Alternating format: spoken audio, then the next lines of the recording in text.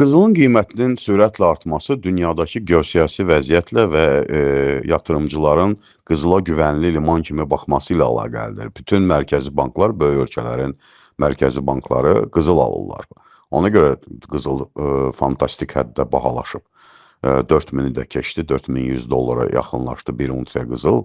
Ona görə də qızılın, belə deyək də, yatırım kimi yatırımcılar tərəfindən dəyərləndirilməsi mümkündür. Yəni, kim birjada futuresləri alıb satırsa, o yatırım kimi yaxşıdır. Amma qızıl sadə vətəndaşın yatırımı üçün o qədər də əlverişli deyil. Çünki hər zaman alanda daha baha alırsan, satanda isə həmişə daha ucuz satmağa məcbur olursan.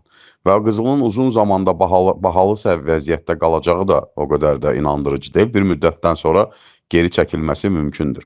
Vətəndaşların sərbəst pulu varsa, onu əgər valyutada saxlamaq istəyirlərsə, üçlü səbətdə saxlasınlar həmişə. Bu daha məntiqlidir. Yəni, dollar, avro və manat. Manat ya gündəlik xərcləri üçün, dollar, avro isə birinin dəyəri digərinə qarşı düşəndə, qalxanda vətəndaş heç nə itirmir. Çox böyük vəsait varsa əlində, təbii ki, Azərbaycanda ənənəvi olaraq bu daşınmaz əmlaka yatırılır.